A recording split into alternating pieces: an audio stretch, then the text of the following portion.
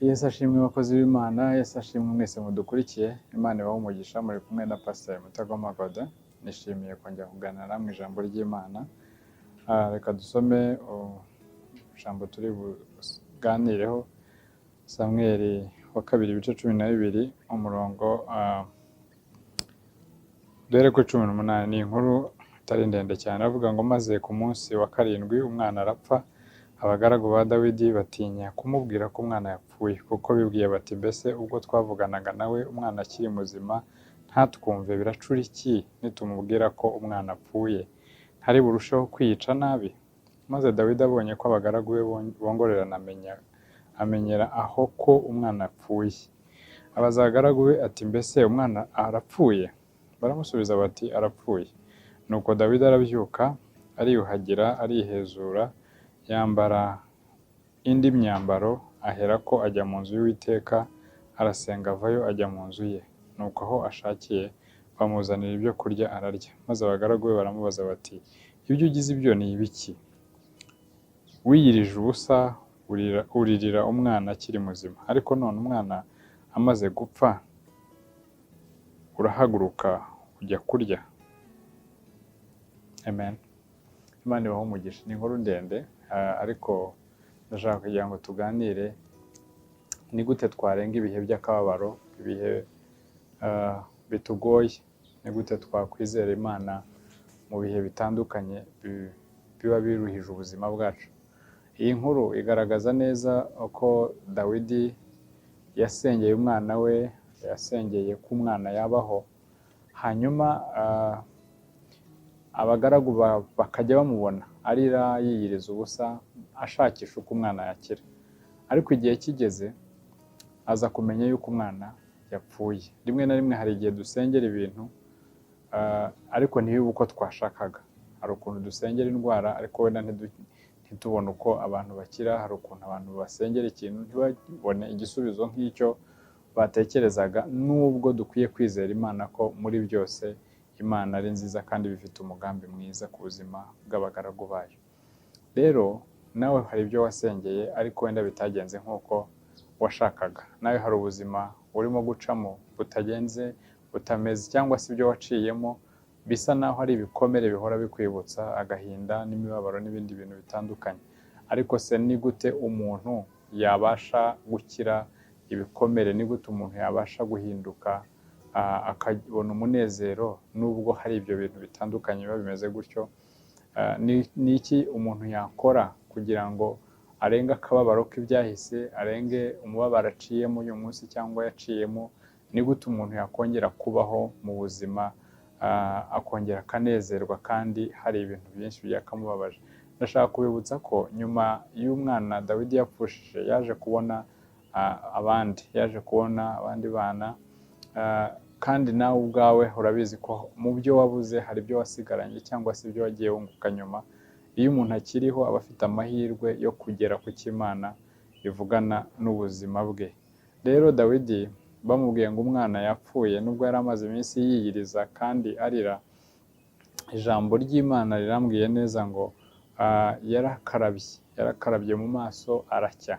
Aravuga ngo bamuzanira ibiryo ararya. Noneho abagaragu be babona ni ibintu bidasanzwe, baravuga bati uyu muntu abaye ati? Ese ko ubu ngubu ari bwo twakagiye tujya mu kiriyo, none akaba atangiye gusa naho we agiye kurya no kunezerwa no gusa naho umutwaro ushize. Ni koko Dawidi yakoze ibintu by'abantu bizera Imana. Dawidi yakoze ibintu by'abantu bizera Imana, yemera gufata ubundi buzima, yemera gufata undi murongo.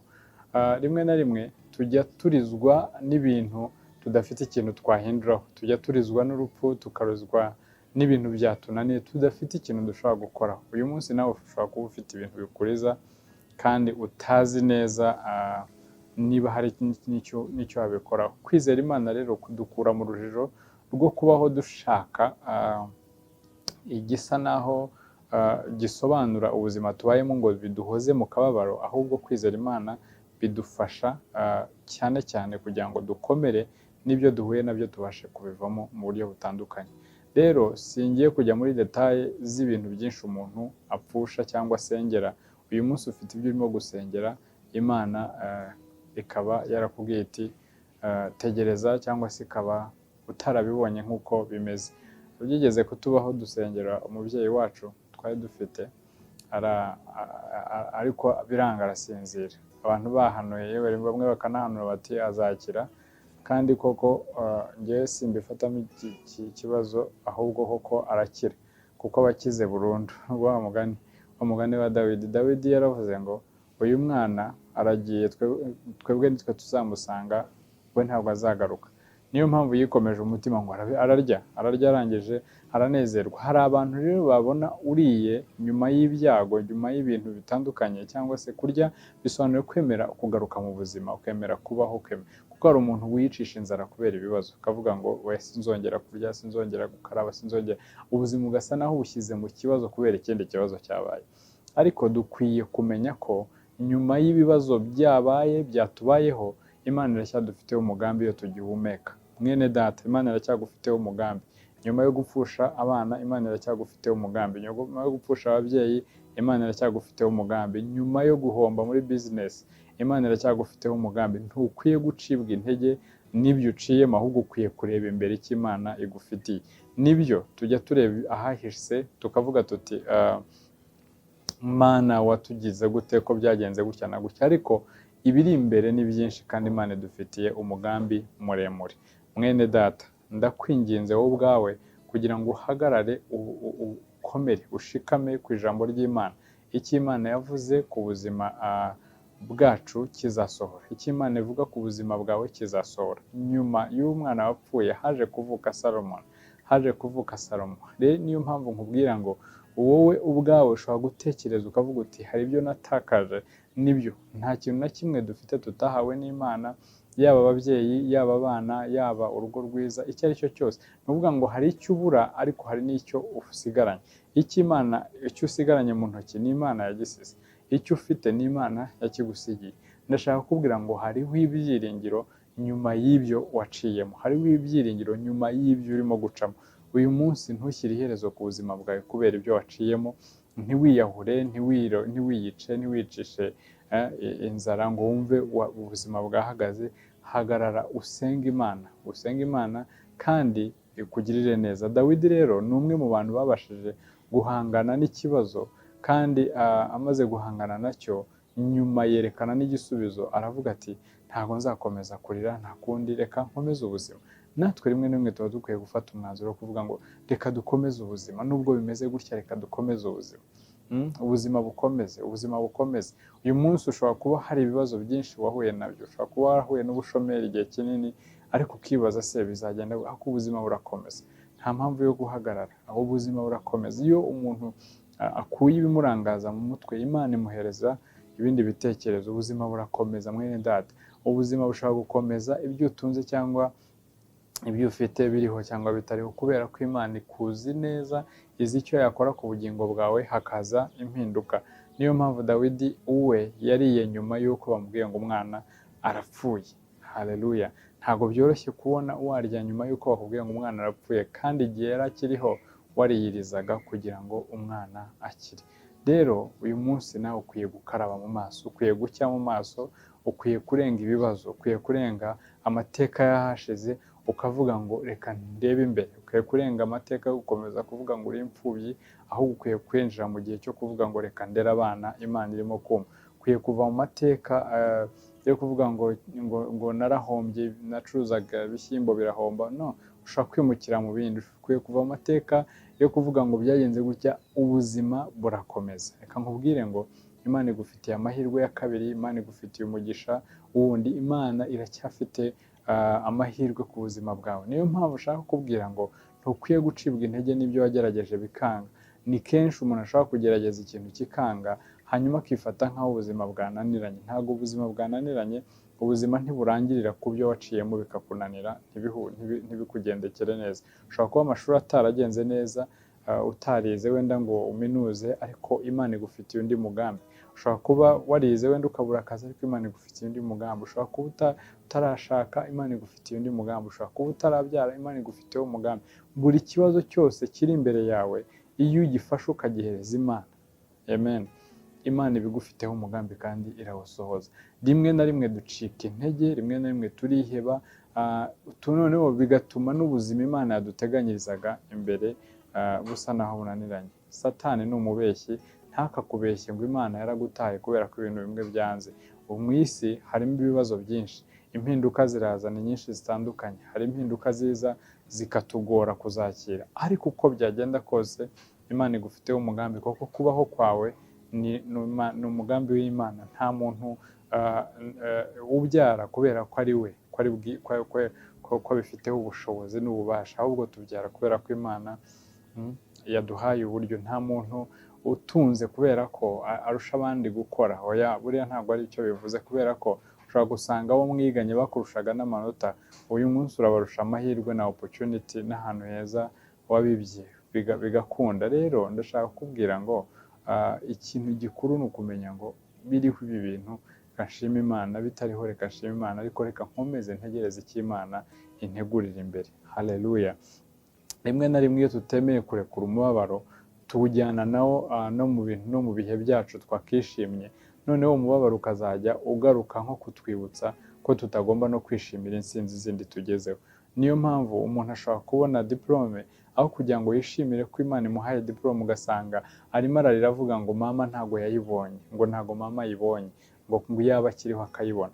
Ugasanga umuntu arimo yashatse urugo, nibyo koko birababaje, ariko ukwiye kongera ukanezerwa ukavuga ngo ntago Imana yandetse, ntago yantereranye, nubwo nari imfubyi, nubwo byagenze gutyo, noneho bikagutera ishimwe aho kugutera umubabaro mu gihe cy'ishimwe. Nibyo Satani aba ashaka. Satani ashaka ko iminsi yacu yuzuramo amarira n'agahinda. N'iyo Imana yadukoreye neza, yazana memories, yazana ibintu bitandukanye bituma twongera gusubira inyuma. Dawidi rero yafashe umwanzuro, umwana apfuye, aravuga ati okay, munzanire ibiryo, munzanire amazi nkarabe, arakaraba, ararya, arihezura, amera neza. Abantu baratangara, baravuga ati uyu mugabo ubu ni ubusambo cyangwa ni gute umuntu arya umwana we bamubwiye ko apfuye kandi mu gihe umwana yari akiri muzima? Aravuga ati no, igihe kirarangiye, ibi birarangiye, ni ukuvuga ngo ibi birarangiye, reka mfate ibindi, birarangiye, reka mfate ibindi. Ubu ni ubuzima, impinduka ntabwo zabura kuza, ntituzabuza abapfa gupfa, ntitwabuza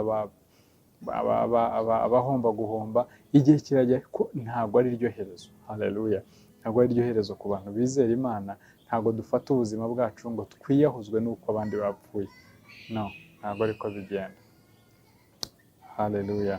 Ntabwo ariko bigenda. Rero twifuza imbaraga, twifuza gukomera nyuma y'ibibazo bitandukanye tuba ducamo. Ndabinginze rero kugira ngo mugire imbaraga, mugire ubutwari bwo kuva cyangwa se bwo kurekura, murekure ibintu byinshi byari bibaboshye byatumaga uyu munsi ubaho wumva utanezerewe. Kristo niwe gakiza kacu, Kristo ubu niwe mahoro yacu, Kristo niwe byiringiro byacu. We ntadusiga, ntaduhana, ntadutererana. Twebwe ntago turi garanti ku bandi. Haleluya.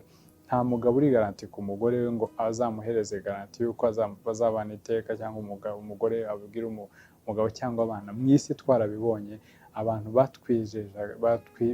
batwizeje ibikomeye baravaho bakagenda, ariko ikintu gikomeye ni Imana.